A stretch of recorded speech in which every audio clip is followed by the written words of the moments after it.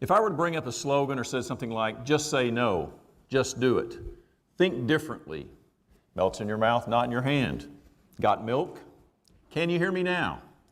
All of those things, Oklahoma works. All of those things bring to mind a program that's identifiable, a company. Have you ever been to a Chick-fil-A? You have an experience at a Chick-fil-A. It's a culture difference, different than anything else than if you go to any other fast food. Because they've made an intentional plan in their corporation, in their company, that anytime they deal with a customer, they're going to deal with them differently. That's an identifiable culture. We as a state have to create a new identifiable culture. We have to do a shift into a new mindset. It has to be a growth mindset for our learners, for our workforce, for our economy, and for our future. Because right now we have way too many of our students, our learners, that are just doing school. They've got the academic piece figured out, they've got the social piece figured out, and they're not making the connection of what they're doing now is going to matter to what they're going to do down the road. A lot of the reason a lot of them just go on to college is because that's just the next school. They really haven't made connections and plans about what they're going to do and what they're going to be about. We have to create a new pathway for them, a new pathway to a new future. We have to think about what that looks like. We begin with the end in mind. And to do that, I want to introduce you to Gusty. Gusty's a little kid blowing and going in every one of our schools, moving vertically through our districts. As we look about what we're going to do, we have to do this and think about how we deal with every one of our single children. How do we deal with every learner? Can't do the same thing and just have it fit for everybody. We have to identify and deal with them individually. And if we're going to make this societal shift for Gusty and his peers to be successful, we have to create a new career pathway plan that addresses his needs where they have the chance to be successful so that we can all be successful in our state. And if we're going to create a new career pathway plan, there's some things it has to have. It has to be vertically aligned. It has to be starting in the earliest grades. It has to be developmentally appropriate. It has to work in any size of our schools. And more importantly, it has to be an individual plan for every one of our learners.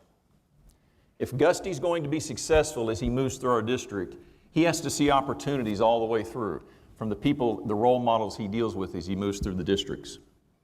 These individual plans are very important that they contain certain things. They have to be student-centered. They have to have access for all students, and they have to have equity.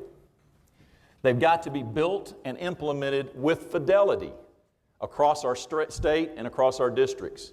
If you go to one Chick-fil-A, you get the same experience in another Chick-fil-A. We have to be consistent in how we approach that. And if we're going to be successful, I'm just going to tell you, we have to get buy-in from our teachers. If this is going to work, we have to get them on board because they're going to make or break this. We have to convince them that what Gusty is needing in his future is an academic plan that matches what he's doing now to what he's going to do down the road. We have to get them on board. Otherwise, we've got Gusty blowing in the wind, and that's not good for any of us. Well, how are we going to do this? How are we going to get our teachers understanding what a high-demand, high-skilled, high-quality job looks like in our state? Because really, that's not in their wheelhouse. We have to think of new systems. We have to think of new ways to do things. That means maybe doing things like externships, in which they actually go and get employed for a week or so, and they actually learn all the different processes and things in that company. They're going to have to do summer camps and field trips. They've got to get an idea of what is out there and what these jobs look like so they can communicate. Because you're right, they're the boots on the ground every day with our kids, with our learners. We have to create a system and a situation where our learners get that experience as well. They have to see it. They have to be able to be involved in those workplaces through internships, through apprenticeships, through job shadow situations, field trips, plant tours. We have to have all of that work because as Superintendent Hoffmeister says all the time, if they can't see it, they can't be it. So we have to think about what this looks like. And we've got to change the status quo. Within all of our silos, we've got to start questioning what we're doing. We have to think about it differently in every area we're in. As educators, we've got to think about it differently, and we've got to be willing to change. We've got to be willing to get out of what we've always done and think about what we can do for our learners. And we have to challenge all stakeholders to be involved in that. Business and industry, chambers of commerce, all those folks have to be engaged in this, because I can't do a plant tour if I can't go see a plant. I can't do an internship if I don't have a partnership with someone willing to go through and work with us on that. And every individual learner has to be involved in that. So it's going to take all of us. We have to create new curricular pathways that have relevance for our learners. It's got to make sense to them. Gusty's got to have new opportunities as well. We've got to recreate and redefine what the senior year looks like, what the high school experience looks like. Maybe we create transition classes at the junior high or senior high. Maybe we add a new math opportunity or a new literacy piece. Maybe we create an authentic learning project-based type experience for that student that they're interested in. We got to give our learners a voice and a choice so that they become engaged in what we're doing. Well, how do we do that? What does this look like? How do we get to this new culture? It starts with the New Skills for Youth grant and this ICAP approach that we're currently piloting. That's how we get there. And for Gusty not to be in a fog, we've got to all understand what this ICAP process looks like. And it is a process. It is not a product. It's an intentional process that creates an intentional pathway. And make no mistake, this is very relational. We have to have and build relationships with every single one of our learners to help them identify what they want to do. It starts in the family and it starts with our learners, but it's going to be driven in our districts, our schools, and by our teachers. We have to get them all engaged, but we also have to have all of the stakeholders to be engaged. We've got to get them partnered. They've got to have skin in the game. They have to be invested as much as we are, because it can't be just schools, you all take care of that like we always do. It's got to be all of us working together. It has to be built on equity. Access for every single child. Having every single child have the resources they need for them to be successful. Understand ICAP is a part of this redefining the senior year. It's really redefining the whole high school and maybe even junior high and middle school experience.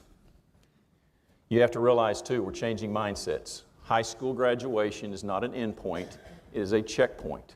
We do kindergarten graduations and 8th and 9th grade graduations. That doesn't mean we leave. It's a checkpoint. Same thing now. There's going to be something beyond down the road. Graduation with a purpose is what we're looking for. If we're going to have Gusty and all the learners that we talk about in our districts have the ability to make these connections, we have to always think about what's best for them. We have to create a connection for them to what their future looks like. We have to create a growth mindset, that they understand that anything is possible for them. That's a different mindset for many of our kids coming especially from poverty. As College and Career Coordinator David Day says, a lot of times when we go through on a Friday night, we want to make sure when they graduate on Friday night that they know what they're going to do on Monday morning. We've got to help them connect to their next piece.